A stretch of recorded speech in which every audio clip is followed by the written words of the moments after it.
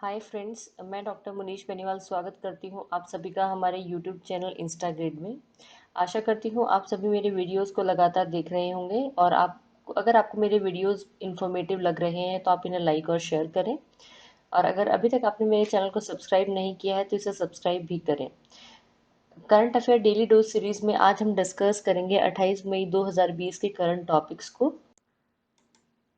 Current affair today का हमारा प्रदीप इसमें एक गड़बड़ हो रहा है।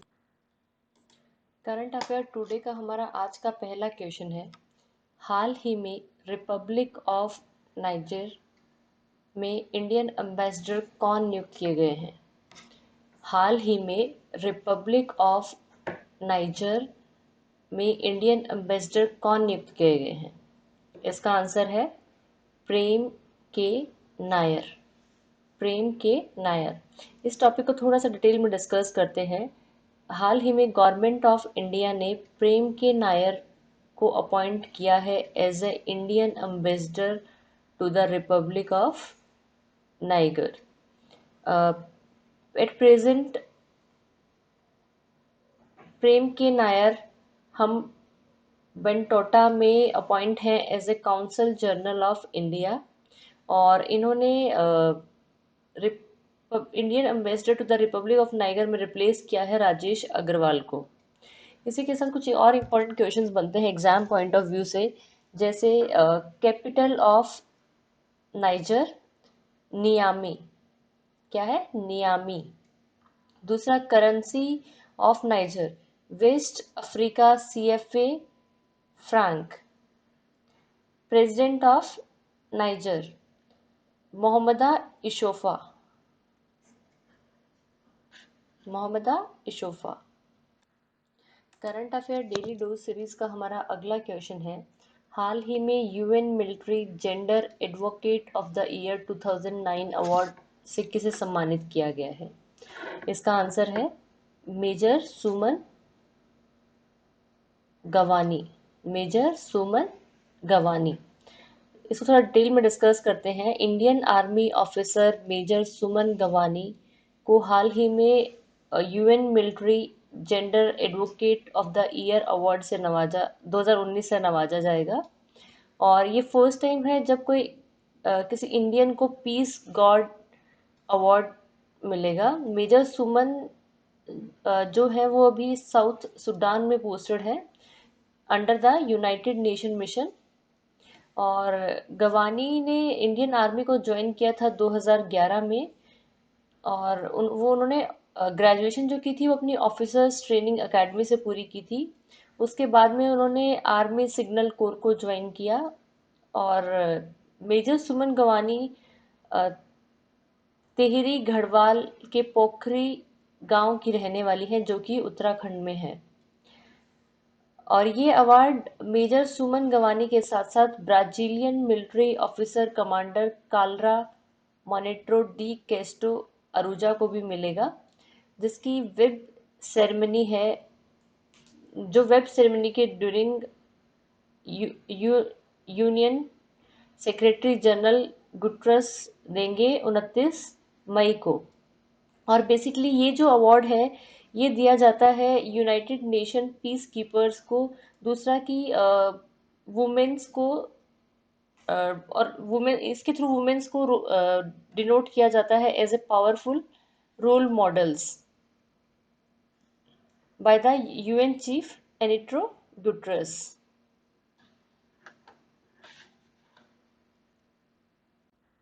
आज का हमारा अगला क्वेश्चन है, हाल ही में प्रधानमंत्री व्यय वंदना योजना किसने लॉन्च की है?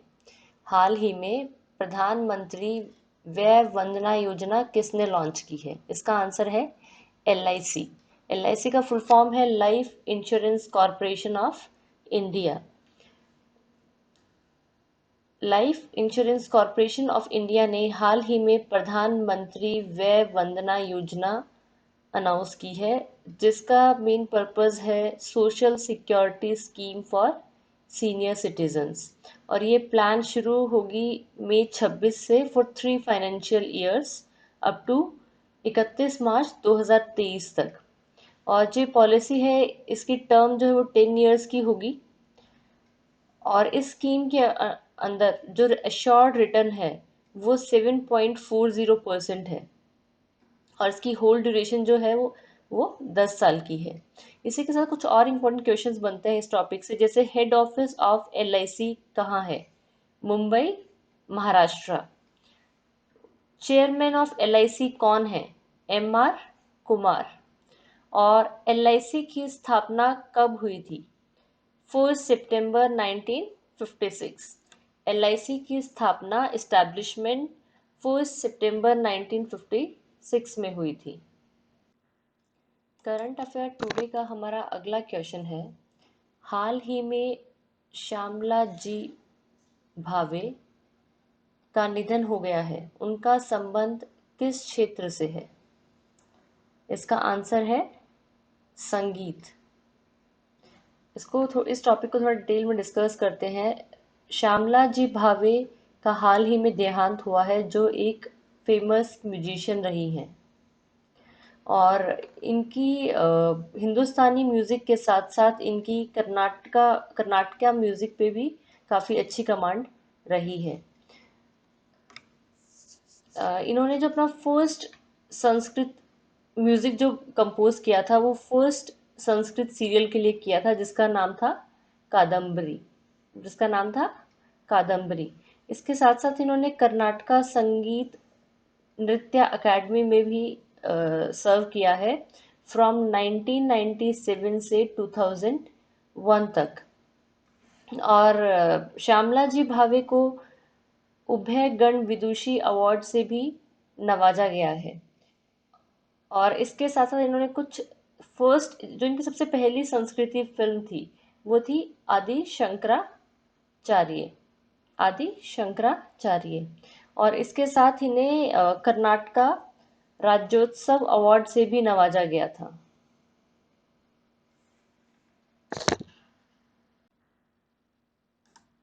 आज का हमारा अगला क्वेश्चन है, हाल ही में चार धाम परियोजना के तहत चंबा में एक टनल का उद्घाटन किया गया है। इस टनल का उद्घाटन किसने किया? इसका आंसर है नितिन गडकरी। इसका आंसर है Nitin Gadkari. Union minister for road transport Nitin Gadkari ने 440 मीटर लंबी टनल का उद्घाटन किया है, जो कि चार धाम कनेक्टिविटी प्रोजेक्ट इन चंबा का एक भाग है। और ये टनल बेसिकली जो ट्रैवलर्स हैं उनके टाइम को कम करेगी ऋषिकेश, धारसू और गंगोत्री गंगोत्री के स्ट्रेच पर। और ये पार्ट है चारधाम हाईवे का NH-94। और इस प्रोजेक्ट की जो टोटल कॉस्ट अप्रूव हुई थी वो 12,000 करोड़ रुपए थी। और जो उसकी टोटल जो कंस्ट्रक्शन है वो लगभग 889 किलोमीटर्स की है।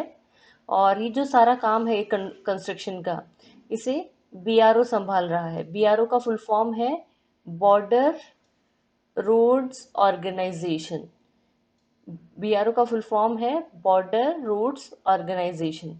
इसी के साथ एग्जाम पॉइंट ऑफ व्यू से एक इम्पॉर्टेंट क्वेश्चन बनता है, minister of state in the ministry of road transport and highway कौन है? VK सिंह। VK सिंह जो है वो minister of state in the ministry of road transport and highway.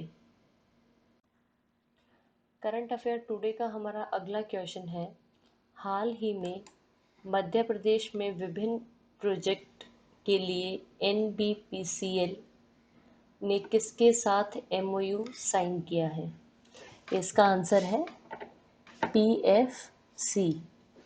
PFC का फुल फॉर्म होता है power finance corporation. Power finance corporation ने ministry of power के अंडर एक MOU साइन किया है Narmada basin project company limited के साथ में, जो कि एक गवर्नमेंट कंपनी है मध्य प्रदेश की। और ये वेरियस जितने भी प्रोजेक्ट्स हैं मध्य प्रदेश में पावर बेस्ड उन सबको एग्जीक्यूट करती है। ये जो अभी हाल ही में एमओयू साइन हुआ है, इसके अंदर जो 12 मेजर प्रोजेक्ट्स हैं जिनके through hydro electric energy produce करनी है अप्रॉक्स 225 मेगावाट की मध्य प्रदेश में, उसके लिए 22,000 करोड़ रुपए की राशि निर्धारित हुई है। इसी के साथ कुछ और इम्पोर्टेंट क्वेश्चंस भी बनते हैं इस टॉपिक से रिलेटेड, जैसे chairman and managing director of power finance corporation कौन है? इसका आंसर है राजीव शर्मा। दूसरा क्वेश्चन बनता है managing director of Narmada basin project company limited कौन है? आईसीपी केशरी। और तीसरा क्वेश्चन बनता है मध्य प्रदेश के चीफ मिनिस्टर कौन है? मध्य प्रदेश के चीफ मिनिस्टर का नाम है शिवराज सिंह चौहान। शिवराज सिंह चौहान। उसके बाद लास्ट क्वेश्चन बनता है गवर्नर ऑफ मध्य प्रदेश कौन है? इसका आंसर है लालजी टंडन। गवर्नर ऑफ मध्य प्रदेश हैं Lalji Tandon. Current affair today का हमारा अगला क्वेश्चन है, हाल ही में NYIPLA inventor of the year award for the year 2020 से किसे सम्मानित किया गया है? इसका आंसर है डॉक्टर राजीव जोशी। इसको थोड़ा सा डिटेल में डिस्कस करते हैं। Indian American IBM scientist Rajiv Joshi को NYIPLA inventor of the year award for year 2020 के लिए चुना गया है। NYIPLA का फुल फॉर्म है New York intellectual property law association. New York intellectual property law association. और उन्हें ये अवार्ड मिल रहा है क्योंकि उन्होंने कंट्रीब्यूशन दिया है advancing of electronic industry and improving of artificial intelligence capabilities. Doctor Joshi IBM Thomson Watson research centre में कार्यरत हैं और यह न्यूयॉर्क में है। डॉक्टर जोशी को ये award New York intellectual property law association के द्वारा दिया जाएगा और इस अवार्ड के तहत उन्हें $5,000 की राशि दी जाएगी। इससे कुछ इम्पोर्टेंट क्वेश्चंस हमारे बनते हैं, जैसे NYIPLA के प्रेसिडेंट कौन है? इसका आंसर है Coleman B Ragan. Coleman B Ragan. और नेक्स्ट क्वेश्चन है, इसकी NYIPLA की स्थापना कब हुई थी? इसका आंसर है 7 मार्च 1922। कब हुई थी? 7 मार्च 1922 में। Current affair daily dose series का हमारा अगला क्वेश्चन है, हाल ही में हुनर हाट को फिर से शुरू किया गया है, इसकी थीम क्या है? हाल ही में हुनर हाट को फिर से शुरू किया गया है, इसकी थीम क्या है? इसका आंसर है local to global. Local to global. इसको थोड़ा सा डिटेल में डिस्कस करते हैं। मिनिस्ट्री ऑफ माइनॉरिटी अफेयर्स ने हुनर हट प्रोग्राम को फिर से रीस्टार्ट किया है फ्रॉम सितंबर 2020 और इसकी जो थीम है वो है लोकल टू ग्लोबल।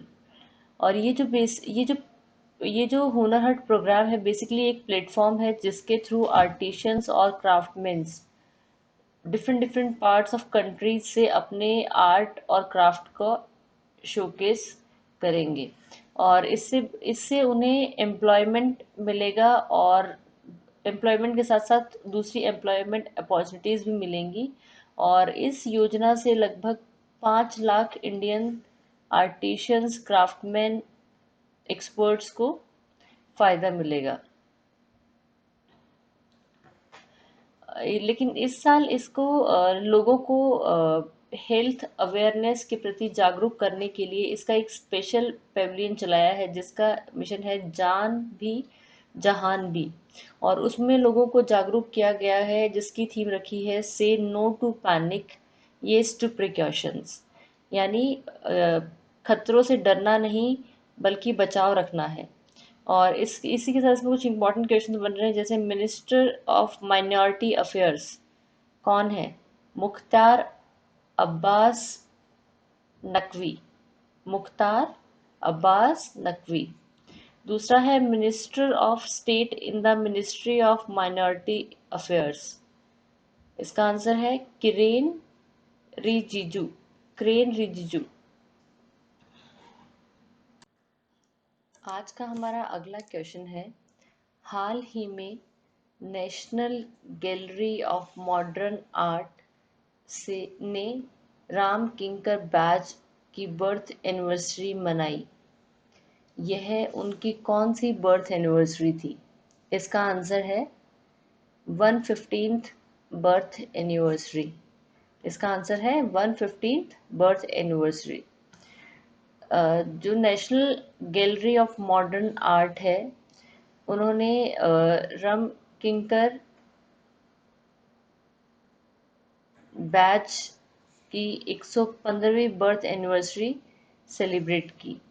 और इसका जो उन्होंने मेन ये जो एनिवर्सरी सेलिब्रेट की, ये ऑनलाइन प्रदर्शनी के माध्यम से सेलिब्रेट की थी। और इसका जो टाइटल था वो था Ramkinkar Baij journey through silent transformation and expressions.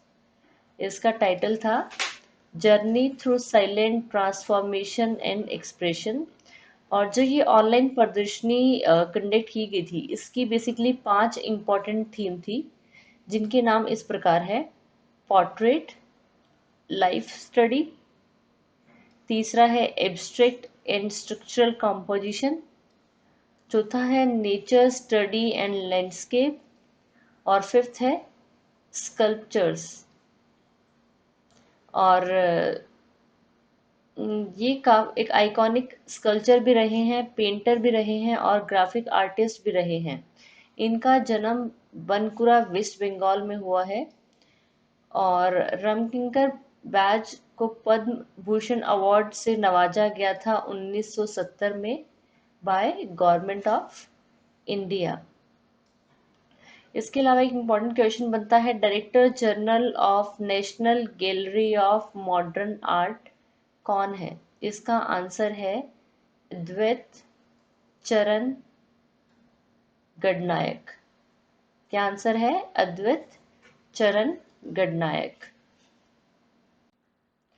आज का हमारा अगला क्वेश्चन है, हाल ही में भारत सरकार ने रिहैबिलिटेशन पैकेज की घोषणा की, जो कि साइक्लोन इम्फॉन से अफेक्टेड राज्यों को दिया जाएगा।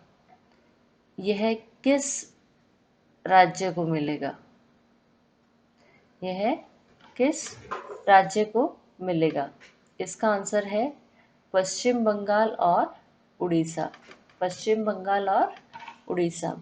हाल ही में ये एक चक्रवात यानी साइक्लोन अम्फान जो आया था, इसने काफ़ी बुरी तरीके से हिट किया है वेस्ट बंगाल और उड़ीसा को।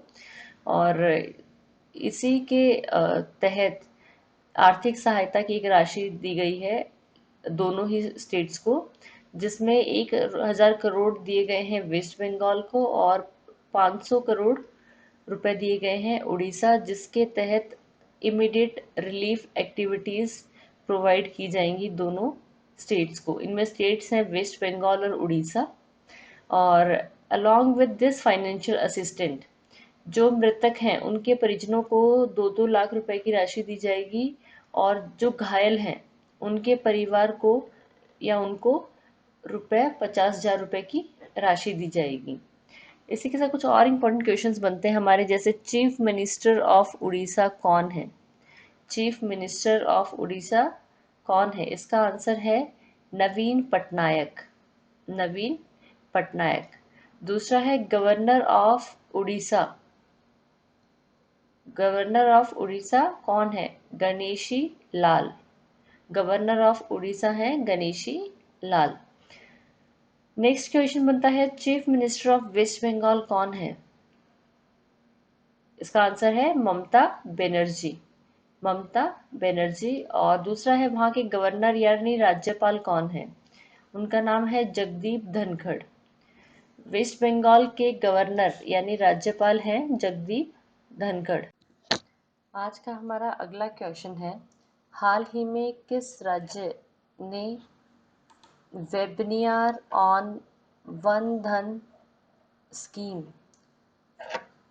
Learning for post Covid 19 organise किया है? मेरा क्वेश्चन है, हाल ही में किस राज्य ने webinar on Van Dhan scheme learning for post Covid 19 organise किया है? इसका आंसर है राजस्थान। इसका आंसर है राजस्थान। इसको थोड़ा सा डिटेल में डिस्कस करते हैं। Department of science and technology, department of science and technology and government of Rajasthan ने हाल ही में एक वेबिनार ऑर्गेनाइज किया है on Van Dhan scheme learnings for post Covid 19 in association with TRIFED ministry of tribal affairs government of India के साथ मिलकर। और ये वेबिनार है, इसको ऑर्गेनाइज किया था under the non year scheme lecture series के तहत।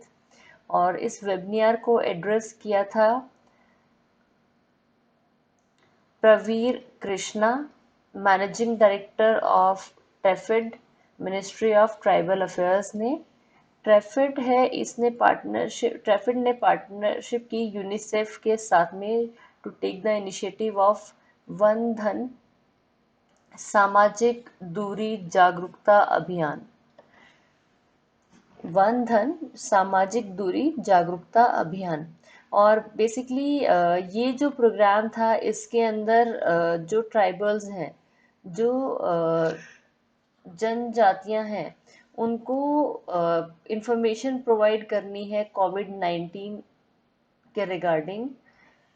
जो भी गाइडलाइंस हैं, जो नेशन वाइड गाइडलाइंस है, या कोई स्टेट स्पेसिफिक वेबिनार के थ्रू, या उनकी कोई इंस्ट्रक्शंस हैं रिगार्डिंग द सेफ्टी मेजर्स, उन सबको कोविड 19 के तहत जो जो सेफ्टी मेजर्स हैं, जो जो प्रिकॉशंस लेनी चाहिए, उन सब के लिए जागरूक किया जाएगा।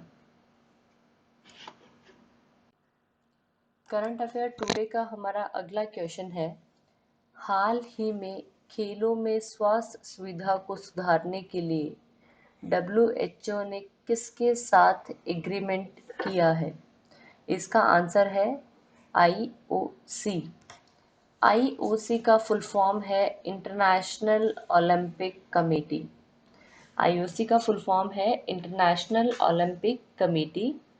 हाल ही में डब्ल्यूएचओ की फुल फॉर्म है वर्ल्ड हेल्थ ऑर्गेनाइजेशन। और आईओसी यानी इंटरनेशनल ओलंपिक कमेटी ने एक एग्रीमेंट साइन किया है साथ काम करने का। उसका मेन मोटो है to promote health through sports and physical activity, यानी खेलों और फिजिकल एक्टिविटी के थ्रू सेहत में सुधार करना।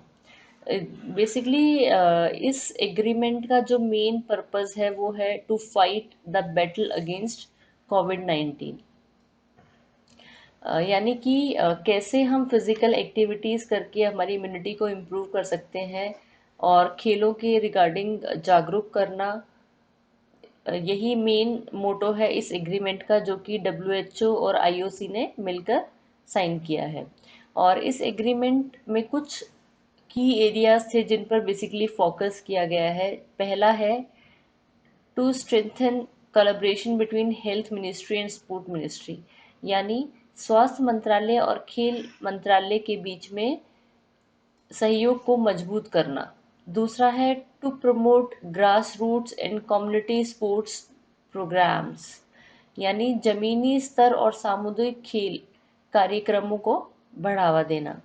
तीसरा है to strengthening the legacy of Olympics and Paralympics, यानी ओलंपिक और पैरालंपिक की विस्तार से मजबूत करना। और चौथा है टू एडवोकेसी फॉर फिजिकल एक्टिविटी, शारीरिक गतिविधियों के लिए वकालत करना। ये चार जो थे ये इस एग्रीमेंट के मेन फोकस और की एरियाज थे जिन पे फोकस किया गया था। करंट अफेयर टुडे का हमारा अगला क्वेश्चन है, हाल ही में कॉलिंग एप्लीकेशन कैचअप किसने लॉन्च की है? इसका आंसर है फेसबुक।